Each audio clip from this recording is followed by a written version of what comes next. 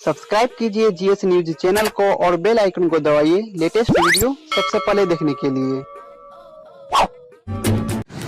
नमस्कार, मैं फैज़ आलम फैज़ी और इस वक्त हम गाजीपुर बॉर्डर पे हैं जहां किसानों का आंदोलन चल रहा है। आपको पता है कि किसानों का आंदोलन एक तरफ चल रहा है तो दूसरी तरफ 5 राज्यों में विधानसभा चुनाव हो रहे हैं या कई राज्यों में चुनाव हो भी चुके हैं, नतीजे आने बाकी हैं। पश्चिम बंगाल की अगर बात की जाए तो वहाँ विधानसभा चुनाव हो रहे हैं, 4 चरण के हो चुके हैं मतदान। कोरोना काल भी चल रहा है। क्या कोरोना काल में उस गाइडलाइन को फॉलो किया जा रहा है राजनेताओं की तरफ से जो आम लोगों के लिए कर दिया गया है? ये तमाम मुद्दे हैं, इस पर हम बात करेंगे। 3 मुखर वक्ता हैं, अगर ये कहा जाए तो गलत नहीं होगा, और बहुत ही दिलचस्प तरीके से अपनी बातों को रखते हैं, बहुत ही मुखर होकर के अपनी बातों को रखते हैं और इतने ज़ोरदार तरीके से अपने बातों को बड़ी तार्किक तरीके से रखते हैं कि सरकार तक इनकी आवाज़ पहुँच सके। हम इनसे बात करते हैं। स्वागत है आप लोगों का। धन्यवाद। अच्छा, ये बताइए, सबसे पहले तो अपना नाम बताइए। नितिन सेंगर। नितिन जी, आप पश्चिम बंगाल गए थे, वहाँ चुनाव हो रहे हैं, विधानसभा चुनाव। इस पर आपके बहुत सारे बयान आए, मैंने खुद देखा है। दीदी को 24 घंटे के लिए इलेक्शन कमीशन ने बैन कर दिया, क्या कहेंगे? ये लोकतंत्र की हत्या, तानाशाही। ये उस बात का हिंदुस्तान के नागरिकों के लिए प्रमाण है कि चुनाव आयोग लड़ रहा है। दीदी ने 8 चरणों पर के चुनाव पर भी सवाल उठाया था। अब ये 2 चरण का मतदान होने वाला है 17 और 23 तारीख को। ये नवरात्रि के बीच में होगा, इधर रमजान भी है।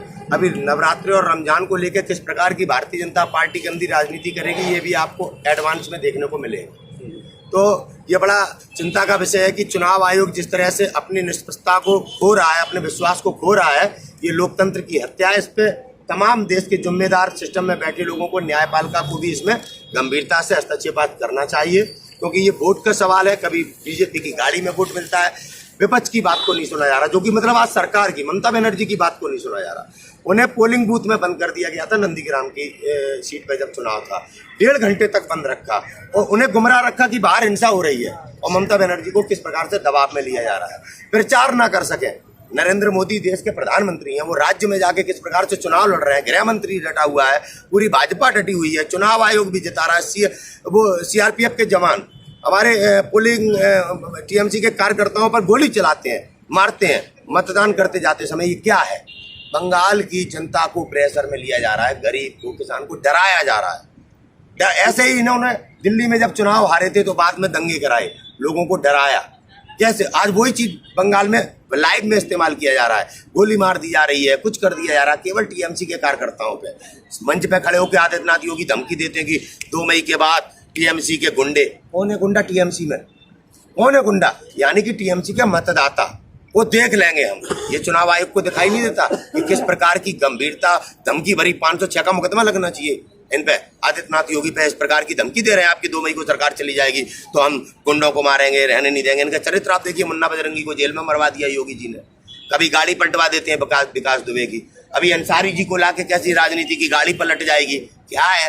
देश की सरकार है या मतलब देश के नागरिकों पे एक अत्याचार करने वाली सरकार है? चिंता करने का विषय। हिंदुत्व के नाम से देश नहीं चलते। जी, चलिए आपसे हम पश्चिम बंगाल के बारे में और भी बात करेंगे, क्योंकि आप वहाँ रह करके आए। अब अपना नाम बताइए, आप भी युवा हैं। जी, मेरा नाम धनंजय सिंह है, मैं रीवा मध्य प्रदेश से। अच्छा, रीवा मध्य प्रदेश से हैं आप। ये बताइए कि ये सब जो चीज़ें देखने को मिल रही हैं, क्या आप इससे आहत होते हैं? मन आहत होता है? क्योंकि हमारा देश लोकतांत्रिक देश है, लोकतांत्रिक व्यवस्था है। बिल्कुल, मुझे बिल्कुल दुख होता है। मैं समझता हूँ हर उस युवा को दुख होता होगा जो भारत के संविधान पे विश्वास करता है, जो भारत के लोकतंत्र पे विश्वास करता है, जिसको मालूम है कि इस मुल्क की आज़ादी भीख मांग करके नहीं आई है, सावरकर की तरह माफी मांग करके नहीं आई है, भगत सिंह की तरह फांसी पर चढ़ करके आई है, संघर्षों के दम पर आई है। उस हर युवा को दुख होना चाहिए, उस हर इंसान को दुख होना चाहिए, उस हर क्रांतिकारी, चाहे युवा, महिला हो चाहे पुरुष हो, हर को दुख होना चाहिए कि इस मुल्क की आज़ादी छीनी जा रही है। और ये नकारा निकम्मा लोग जो आज साहिब मसनद हैं, कल नहीं होंगे, किराएदार है, जाति माँ का थोड़ी है, इस मुल्क को बर्बाद कर रहे हैं। मैं भारत के हर नागरिक से हाथ जोड़कर कहता हूं, साथियों, घर छोड़ करके सड़क पर आओ। इस मुल्क को ये लोग बर्बाद कर रहे हैं, नकारे निकम्मे इस मुल्क को तबाह करके चले जाएंगे। ये मुल्क आपको है, आपको देखना है, आपको बचाना है, आपको संवारना है। अब देखिए, पिछले साल कोरोना महामारी में तबलीगी जमात का ड्रामा किस तरह से लोग उछाले, टीवी गोदी मीडिया ने उछाला, और इस साल क्या हो रहा है? कुंभ हो रहा है। मतलब इनकी दोगलापंथी सबके सामने आ रही है, लेकिन इस पर कोई कुछ बोल नहीं रहा है। कितनी बेशर्मी की भी हद होती है। इतने बेशरम लोग हैं कि इनका नैतिक मूल्य खत्म हो चुका है। सरासरी लोग संविधान की हत्या कर ही चुके हैं, जैसा कि बंगाल में हो रहा है। अभी भी वक्त है, भारत के लोगों सड़क पर आओ, वरना ये मुल्क बर्बाद हो जाएगा। चलिए, आप भी युवा हैं, बहुत मुखर रहते हैं आप, बहुत सारी बातों पर अपनी राय रखते हैं आप। कोरोना का जिक्र किया इन्होंने। सबसे पहले आप अपना परिचय देंगे, उसके बाद मेरा ये सवाल भी सुन लें आप, सवाल का भी जवाब देंगे आप। तीरथ सिंह रावत जो उत्तराखंड के मुख्यमंत्री हैं, उनके बहुत सारे ऐसे बयान आए हैं जो गजब के बयान रहते हैं। उन्होंने कहा है कि जो कुंभ का जिक्र किया इन्होंने कि कुंभ को मरकज से नहीं जोड़ा जा सकता है और यहाँ गंगा मैया की कृपा से कोरोना नहीं होगा, और खबर ये आई कि वहाँ 400 केस निकल गए। क्या कहेंगे? परिचय भी दे दें। देखो, मेरा नाम नितिन बालियान है, मैं मूलतः मेरठ उत्तर प्रदेश से आता हूं, जो क्रांतिकारी धरा भी रही है। और जो इस प्रकार रावत जी का बयान है, आप लोगों ने देखा होगा जब से क्या नाम मुख्यमंत्री बने हैं तब से जिस प्रकार के उटपटांग बयान हमारे देश के प्रधानमंत्री नरेंद्र मोदी जी देने का काम करते हैं, उसी प्रकार के बयान ये देने का काम करते हैं। मरकज को उससे नहीं जोड़ सकते, लेकिन तबलीगी जमात को कोरोना जोड़ सकते हैं। लेकिन ये क्या नाम कुंभ के नाम पर ये स्नान चल रहा है, यहाँ पर एक कुंभ से नहीं जोड़ सकते क्या? उन लोगों के पास 2 हाथ 2 कान, ये 1 नाक 2 हाथ 2 पाँव ये नहीं थे, सभी के पास यही है। और किसी ने इन सभी लोगों के लिए लिखा भी है कि भारत देश धरती को क्या क्या चांद सितारों का होगा, और नदियों के कुछ नाम रखे बहती धारों का क्या होगा। शिव की गंगा भी पानी है, अबे जमजम भी पानी है, पुल्ला भी पिए, पंडित भी पिए, पानी का मतलब क्या होगा? इन फिरका प्रस्तों से पूछो, क्या सूरज अलग बनाओगे? एक हवा में सांस सबकी, क्या हवा भी नहीं चलाओगे? नस्लों का करे बंटवारा, रावत जी नस्लों का करे बंटवारा, रहबर वो कौम का ढोंगी है। क्या अल्लाह ने मंदिर तोड़ा था या राम ने मस्जिद तोड़ी है? क्या अल्लाह ने मंदिर तोड़ा था या राम ने मस्जिद तोड़ी है? अरे ये जो रावत जी जब से मुख्यमंत्री बने हैं तब से उटपटांग के बयान देते हुए आए हैं। इन लोगों को समझ लेना चाहिए कि जब से कोरोना चला है, आप लोगों ने देखा होगा कोरोना काल में पूरे देश की जनता अपने घरों में कैद थी, लेकिन उसके बावजूद इन लोगों ने बिहार में बड़ी बड़ी रैलियां करके चुनाव करवाया। आज जब पूरे देश के नौजवान, पूरे देश के किसान, पूरे देश की जनता अपना हक अधिकार मांगने के लिए इन लोगों को चारों तरफ से दिल्ली घेरी हुई है। इस देश के हुक्मरान जो दिल्ली में बैठते हैं, पूरे हुक्मरानों को दिल्ली को देश के नौजवानों, किसानों ने, इस देश के जो LIC कर्मचारी है, जो बैंक कर्मचारी है, जो इस देश के हुक्मरानों से पीड़ित है, उन लोगों ने दिल्ली घेरी हुई है। तो दिल्ली के आसपास कोरोना है, आसाम में कोरोना नहीं है, बंगाल में चुनाव चल रहा है, वहां पर कोरोना नहीं है। आप लोगों ने देखा हो इस देश में, जैसे कि भाई ने बताया कि कुंभ हो सकता है, लेकिन जहां से सवाल पैदा होते हैं वे स्कूल बंद है, वे कॉलेज बंद है, वे यूनिवर्सिटीज बंद है, क्योंकि इनको लोगों को पता है कि अगर इस देश का नौजवान पढ़ जाएगा तो आने वाले समय में इस देश के हुक्मरानों से सवाल पूछने का काम करेगा। और सवाल इन लोगों को बस की है नहीं देना, क्योंकि ये लोग इस देश के परीक्षकों को ये कहते हैं कि भाई, आप लोगों ने देखा होगा प्रधानमंत्री जी ने परीक्षकों से बात की, तो परीक्षकों से ये लोग कह रहे हैं कि परीक्षाओं को युद्ध की तरह लो। हद की बात है। अरे परीक्षा चल रही है, ये आप लोग वहाँ जंग का मैदान है क्या? एक कलम की ताकत और तलवार की ताकत, ये लोग एक नहीं हो सकते। कलम की ताकत एक होती है और तलवार की ताकत अलग होती है। तो माननीय प्रधानमंत्री जी, आप लोगों को भी इस देश के नौजवानों के प्रति इस प्रकार की भाषा और इस प्रकार की बातें, जो हमारे किशोर अवस्था में बच्चे हैं, उन लोगों से इस प्रकार की बातें आप लोगों को नहीं करनी चाहिए। तो देखा आपने, 3 युवा हैं और काफ़ी मुखर हैं, और इनकी बातों में कितनी धार है आपको अंदाजा लग रहा होगा। ये बताइए, आप पश्चिम बंगाल में थे, क्या वहाँ कोरोना प्रोटोकॉल फॉलो किया जा रहा था पश्चिम बंगाल में? गृह मंत्री को देख लो, किसी भी रैली में मालूम पड़ जाएगा प्रोटोकॉल फॉलो किया जा रहा है या नहीं किया जा रहा है। भारत का गृह मंत्री देश को गुमराह करता है कि मैं कोरोना पॉजिटिव हूँ, और अपनी चमड़ी का इलाज कराने जाता है, मतलब मोटापा कम कराने, जैसे पप्पू यादव कम कराता है। ठीक है, तो इस प्रकार से तो कोरोना का इस्तेमाल कर रहे हैं। कोरोना नाम की कोई महामारी है ही नहीं, केवल एशियाई देशों को गुमराह किया गया। एशियाई देशों में आप देखो किस प्रकार की अपने लोकतंत्र को बचाने की लड़ाई चल रही है, भारत में भी चल रही है। समझना पड़ेगा, म्यांमार में जो हो रहा है वो यहाँ पे भी होगा, उसी दिशा में देश ले जाया जा रहा है। आज हमारे देश की हालत क्या है? जो न्यायपालिका इंदिरा गांधी का चुनाव निरस्त कर देती थी, उत्तर प्रदेश की न्यायपालिका, वो आज न्यायपालिका न्याय नहीं दे पा रही है। पत्रकार, जैसे अर्नब गोस्वामी को जमानत है, बाकी पत्रकार जो बंद है 32 पत्रकार, उन्हें जमानत क्यों नहीं? भारतीय जनता पार्टी के नेताओं के खिलाफ एक जज कहता है, FIR के आदेश देता है, उसका ट्रांसफर हो जाता है, और इनके विपक्षियों को जमानत ही नहीं है। बेचारा स्टूडेंट जो इनसे सवाल करता है वो आज UPA के केस में जेल में है, देशद्रोह के केस में जेल में है। क्या प्रधानमंत्री की नीतियों के खिलाफ बोलने का अधिकार हमें संविधान नहीं देता? हम उस अधिकार का जब इस्तेमाल करते हैं तो प्रधानमंत्री हमको देशद्रोही कहते हैं, हमारे ऊपर संविधान का दुरुपयोग करते हैं। पूरा देश देख रहा है। ममता बनर्जी के साथ जो पश्चिम बंगाल में हो रहा है, वही 26 तारीख को और 28 तारीख को हम किसानों के साथ हुआ था, वही शाहीन बाग के साथ हुआ था, वही हमारे छात्रों के साथ हुआ जिन्होंने जब उन्होंने अपनी आवाज उठाई। ये सबके साथ वही करते हैं जो ममता दीदी के साथ हो रहा है। हिंदुत्व जय श्री राम का एक आवरण ओढ़ लिया है जिसमें सारे अपराध होते हैं। देश भी लूट गया। आज हम बेरोजगार घूम रहे हैं, किसान अपनी जमीन के लिए लड़ रहा है, महिला अपनी इज्जत बचाने के लिए लड़ रही है। प्रधानमंत्री कहता है जय श्री राम, जय श्री राम। एक सन्यासी औरत, आप धर्म की बात करते हैं, देश में जय श्री राम का बड़ा नारा है।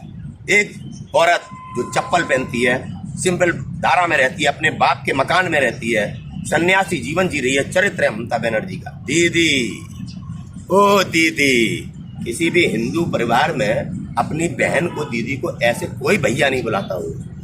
उनका पार्टी का नेता कहता है दीदी बेगम होती है। अपनी बेगम क्या शब्द है? अपनी बहन को बेगम आज तक किसी हिंदू नौजवान ने नहीं कहा होगा। वो दिलीप घोष कहते हैं बरमुडा पहन लो। अपनी बड़ी बहन से बरमुडा पहनने के लिए मेरी समझ में, हमारे हिंदू धर्म में, हम राजपूतों में तो कोई नहीं कहता। हम अच्छा, इस तरह का जो वक्तव्य वहाँ आया है पश्चिम बंगाल में, चूंकि आप वहाँ थे, काफी दिनों तक थे जहाँ तक मुझे मालूम है, तो क्या लोगों पर इसका प्रभाव पड़ता है? लोगों का रिएक्शन कैसा है वहाँ? लोगों का, बंगाल की नागरिक, मैं समझता हूँ कि भारत के तमाम जगह से सबसे अच्छे हैं। बंगाल के नागरिक इस चीज को समझते हैं। बंगाल की महिलाओं में मैंने इस बात का रोज देखा है, हिंदू महिलाओं में, कि ममता बनर्जी के साथ जिस प्रकार की टिप्पणी हो रही है, वहां पे महिलाएं इसको लेकर बड़ी गंभीर हैं कि किस प्रकार की भाषा शैली का उपयोग किया जा रहा है। शुभेंदु अधिकारी ने जब दीदी को बेगम कहा तो बहुत बड़े पैमाने पे बंगाल की महिलाओं ने इसका विरोध किया है। दुर्भाग्य कि आपका मीडिया मोदी जी का प्रचार करता है, मोदी जी की नाकामियां नहीं बताता है। नोटबंदी का फेलियर, पुलवामा हमला वगैरह बहुत कुछ हुआ देश में। मोदी जी ने सदैव झूठ बोलकर गुमराह किया। मीडिया कुछ सवाल ही नहीं पूछता, मीडिया केवल प्रचार करता है। मोदी जी जो हमें गुमराह करते हैं, मीडिया उस दिशा में काम करता है। तभी आज पश्चिम बंगाल में क्या पूरे देश के नागरिकों के साथ ऊपर अत्याचार हो रहा है, कोई नहीं बचा है। और केवल जय श्री राम और हिंदू खतरे में। कहां से हिंदू खतरे में? 800 साल गुलाम थे हम मुगलों के, तब हम खतरे में नहीं आए। आज जय श्री राम कर रहे हैं, आज कहां से खतरे में दिख रहा? कौन आ रहा है हिंदुत्व पर अटैक करने? कौन आ रहा है? केवल वोट बैंक के लिए हम पढ़े लिखे लोगों को बेवकूफ बनाया जा रहा है धर्म के नाम पे। राम हमारे हृदय में है, कुत्ते के भी अंदर राम है। सर्वव्यापी है राम, सर्वव्यापी। किसी की कॉपीराइट नहीं है राम पे। जो मुसलमान भी अगर राम को मानेगा तो राम उसके हैं। ये भारतीय जनता पार्टी वाले हमारे दलित समाज को, वाल्मीकि समाज को मंदिर पे नहीं चढ़ने देते। मंदिर पे चढ़ने के लिए पवित्र होना जरूरी है। हिंदू, ठाकुर, पंडित, यादव, बनिया, अहीर होना जरूरी नहीं है, केवल पवित्र होना जरूरी है। जो गंगा माता से नहा के मंदिर में चढ़े, कोई भी जाति धर्म का हो, लेकिन इनने अपनी वोट बैंक की पॉलिसी के लिए कैसे भगवे का इस्तेमाल किया है, ये बंगाल के लोग जान चुके हैं। बंगाल को 2 मई को आप रिजल्ट देखना, इनकी बिल्कुल ये कोई राजनीति नहीं है। तो आपने भी धारण किया हुआ है? भगवा हमने धारण किया, लेकिन हम कभी इसकी दलाली थोड़ी करते हैं। भगवा के नाम पे बेटी को करना जो ये नरसिंहानंद कर रहा है, ये थोड़ी कर रहे हैं हम तो न्याय की बात कर रहे हैं। हमें न्याय चाहिए और न्याय ही राम का होने का प्रमाण है। मर्यादा पुरुषोत्तम राम न्याय प्रिय थे, न्याय के रक्षक थे। न्याय की बात क्यों नहीं करते? चुनाव में बेईमानी कर रहे हैं आप। बंगाल में थोड़ी हो रहा है, अखिलेश यादव के साथ भी होगा, तेजस्वी के साथ भी हुआ, और तमाम जहां राज्य है जहां चुनाव होता है सबके साथ बेईमानी हो रही है। आज न्याय है कहाँ? चुनाव आयोग अपनी जिम्मेदारी नहीं निभाता। बिहार में कैसे भागा चुनाव आयोग? कह दिया कुछ नहीं, और जबकि वहां पे लोग कह रहे हैं, आप देखो बिहार में जो ये बेईमानी हुई, इसकी मैं जब बिहार नहीं बोला तो अब विधायक पिट रहा है। आगे आने वाले दिनों में सब पिटेंगे। चलिए, आपसे आगे भी बात करेंगे। ये बताइए, मध्य प्रदेश से आते हैं, किसानों की स्थिति वहाँ कैसी है? क्योंकि याद होगा कि शायद मंदसौर में गोली चली थी ना, जहाँ कई किसान शहीद हुए थे। बावजूद इसके वहाँ बीजेपी की सरकार तो बनी ना, फिर से उपचुनाव हुए तो जीत गई बीजेपी। आखिर ऐसा कैसे होता है? बात यह है कि ये मध्य प्रदेश में वर्तमान समय लूट तंत्र की सरकार है, और आपको भी पता होगा, एक अनुभव है आपका, राजनीतिक अनुभव होगा। बात यह है कि उपचुनाव में जिस पार्टी की सत्ता होती है, अधिकतर सीट उसी की आती है, और वोटरों को लालच दे करके, जो इनका बीजेपी पुराना हथकंडा था, और धर्म की राजनीति करके, ये बीजेपी वाले इस धर्म की बुनियाद पर टिके हुए लोग हैं। मैं समझता हूँ इन मूर्खों को और दलालों को ये कहना चाहता हूँ, बीजेपी वालों को, कि प्रकृति ने हम सबको इंसान बनाया था, तुम कौन हो नकारा निकम्मो जो हम सबको जाति और धर्म में बांट दिए। ये ब्राह्मणवादी निकम्मी लोग इस मुल्क को बर्बाद कर रहे हैं। इस मुल्क के लोगों को बचाना चाहिए, इस मुल्क को। ये लोग निकल जाएंगे इस मुल्क को बर्बाद करके। और शिवराज सिंह चौहान। अच्छा, आप करते क्या ये बताइए? मैं बेरोजगार सिविल इंजीनियर हूँ, मैंने भोपाल से इंजीनियरिंग की। अच्छा, सिविल इंजीनियर? जी जी बिल्कुल। बेरोजगार है? बिल्कुल बेरोजगार, किसानों के बीच में? जी, मैं किसान का बेटा हूँ और बेरोजगार सिविल इंजीनियर, इसलिए किसानों के संघर्ष में शामिल हूँ। तो सरकार तो बड़े बड़े दावे कर रही है कि हमने इतने रोजगार दे दिए, आप सिविल इंजीनियर घूम रहे हैं। आप तुम्हारे फाइलों में गांव का मौसम गुलाबी है, तुम्हारे फाइलों में गांव का मौसम गुलाबी है। ये आंकड़े झूठे, दावा किताबी है। मतलब शिवराज सिंह चौहान का जो पिछला 5 साल का कार्यकाल था, और वर्तमान सरकार कार्यकाल में एक भी सरकारी नौकरी की वैकेंसी नहीं आई। अभी जब चुनाव था तो पुलिस की वैकेंसी निकाल दिए, और उस वैकेंसी को पेपर भी हटा दिए। मतलब पेपर नहीं करवा रहे। नकारे निकम्मे लोग हवा में बात करते हैं, जमीन पे तो बात करने की औकात ही नहीं है। बात कुछ और करें कुछ और, हवा में बात कर रहे हैं लोग। तो रोजगार का तो और भी दूसरा तरीका है ना, पकौड़ा तल ले आप, रोजगार तो मिल जाएगा। अरे हम पकौड़ा तल लेंगे तो ठीक है, खाएगा कौन? लेकिन ये बताए, अमित शाह का बेटा बीसीसीआई का सेक्रेटरी बनेगा, उसने कहा कहाँ क्रिकेट खेला? कब खेला क्रिकेट के बारे में उसको क्या पता है? कोई भी सीसीआई सेक्रेटरी बनेगा, अगर वो पकौड़ा बेचेगा तो हम भी पकौड़ा बेच लेंगे, हम अपने खेतों में हल चलाएंगे, ट्रैक्टर चलाएंगे, लेकिन वो पहले पकौड़ा तो बेचे। वो भी तो अपने दुकान में जाकर पाइप बेचे जो उसके बाप का पुश्तैनी बिजनेस है। वो बीसीआई सीसीआई सेक्रेटरी कैसे बन जाएगा? एक था अरुण जेटली जो मरहूम चले गए, नहीं बोलना चाहिए, वो क्या बोलते थे, छात्रों को राजनीति में नहीं आना चाहिए था। खुद का बेटा दिल्ली क्रिकेट कंट्रोल बोर्ड का अध्यक्ष बन गया। ये अपने बेटों का सेट कर रहे हैं, दूसरे बच्चों से बोल रहे पकौड़ा चलो, हम पकौड़ा तलेंगे, ये क्या करेंगे? नकारे निकम मेलों के। भारत सिर्फ इनका नहीं है, पूंजीवादियों का भारत सबका है। भारत अम्बेडकर साहब के संविधान पे चलता है, भारत भगत सिंह के समाजवाद पर चलेगा। इन नकारे निकम्मों को हवा की धूल में उड़ा दिया जाएगा। ये जो आज साहिब मसनद है, कल नहीं होंगे। किराएदार हैं, जाति मकान थोड़ी है, ये निकल जाएंगे एक दिन, इनको जनता निकालेगी भारत की। राहत इंदौरी का शेर आप बहुत बोलती हैं। जी बिल्कुल, मतलब सीधे सामने वाले पर हमला है ना। बात यह कि अगर आप शायरी के माध्यम से अगर जब बात कहते ज्यादा पुख्ता होती है, उसमें शायर बहुत संजीदगी से बहुत कुछ लिख जाता है, तो उन शब्दों में समाहित कर देता है, इसलिए उसका असर ज्यादा होता है किन नकारा और निकम्मे लोगों के। चलिए आखिरी सवाल आपसे नितिन जी, पश्चिम बंगाल के हवाले से आपसे जानने की असल इच्छा हो रही है बार बार, क्योंकि पश्चिम बंगाल में चुनाव हो रहे हैं, सबकी निगाह वहाँ टिकी पड़ी है, पूरी सरकार भी वहाँ है।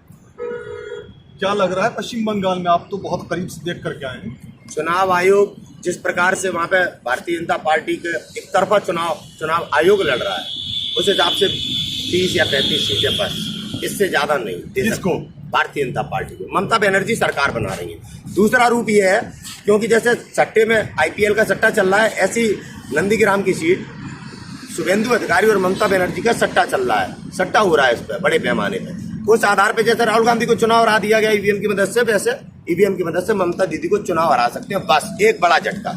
बाकी सरकार टीएमसी बनाएगी, ये आपके चैनल के माध्यम से। अच्छा, ये आपने बड़ी बात कह दी कि ईवीएम के माध्यम से ममता बनर्जी हार सकती है। हाँ, मतलब ऐसा है कुछ वहाँ? हाँ, ऐसा ईवीएम का बहुत बड़ा षड्यंत्र है और वो पकड़ा भी गया है, लेकिन चुनाव आयोग कार्रवाई नहीं कर रहा। ईवीएम जो पकड़े जा रहे हैं, वहाँ नंदीग्राम में ऐसा हो सकता है, तो दूसरी जगहों पर भी ऐसा हो सकता है। बहुत बड़ी तादाद में बेईमानी को रूप नहीं ले सकते ना, क्योंकि वो सामने नहीं आना चाहिए। एक इनके सामने समस्या आनी, वरना दिल्ली में भी तो जीत जाते। दिल्ली में भी तो पूर्ण बहुमत की सरकार बना रहे थे, ठीक है, क्यों नहीं कर पाए? कैमरे लगे हैं, मतलब जनता के सामने आ गया तो सब कुछ एकदम बवाल मच जाएगा। तो वो काम हिसाब किताब से करना है, पैसा भी लेना है। पैसा लेने के लिए शुभेंदु अधिकारी वाली सीट। झुकाव किस तरफ था नंदीग्राम की अगर हम बात करें? एक तरफा दीदी के पक्ष। अच्छा, वहाँ लोग किसान का जो प्रोटेस्ट चल रहा है किसानों का, यहाँ वहाँ लोग चर्चा करते थे इसकी, जिक्र होता था वहाँ? बहुत जिक्र है, बहुत जिक्र है। हर मतलब मैंने देखा है कि जब वहाँ पहुंचे हैं, हमने बताया है कि हम संयुक्त मोर्चा से आए, किसान मोर्चा से आए, तो बड़ा लोगों ने सम्मान किया। और योगी जो भाषण देने जाते थे तो वहाँ पे लोग कहते थे, यार अपने किसानों का तो भला कर नहीं पा रहा, बंगाल को सुनार बनाएगा। वहाँ पे हर इंटेलिजेंट और पढ़े लिखे व्यक्ति के मुंह पे ये बात है, जो देश में किसानों का भला नहीं कर पा रहा, वो सुनार बंगला क्या बनाएगा? मतलब ये है कि नतीजों पर किसानों के आंदोलन का प्रभाव होगा बहुत बड़ा। अगर किसान यहाँ पे आंदोलित न होते तो ममता दीदी को लड़ाई लड़ने में बड़ी कठिनाइयां होती।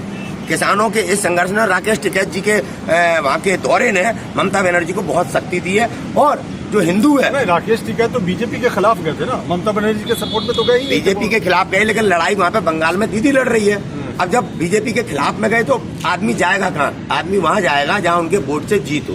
तो ममता बनर्जी ने पिछले 10 सालों में बंगाल में बहुत अच्छा काम किया है, वहाँ की बेटियों के लिए काम किया है, बेटियों को मजबूत बनाया है, इसलिए ममता बनर्जी के साथ बंगाल खड़ा है। आपको 2 मई को प्रमाणित होगा निश्चित तौर पर। चलिए, आप दोनों का बहुत बहुत शुक्रिया। और तीसरे भी थे जो चले गए किसी वजह से, तो आपने देखा कितने मुखर हैं ये, बड़े तरीके से अपनी बातों को रख रहे थे।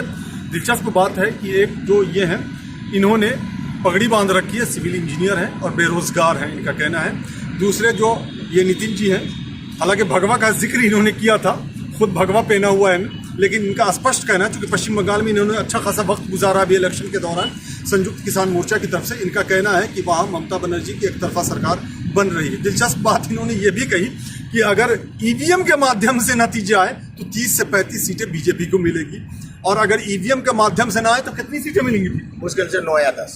मुश्किल से 9 या 10। बहरहाल इंतजार करना पड़ेगा 2 मई को जब नतीजे आएंगे तो ये है किसानों के आंदोलन का पूरे देश में प्रभाव, आपको अंदाजा लगा। नमस्कार। सब्सक्राइब कीजिए जीएस न्यूज चैनल को और बेल आइकन को दबाइए लेटेस्ट वीडियो सबसे पहले देखने के लिए।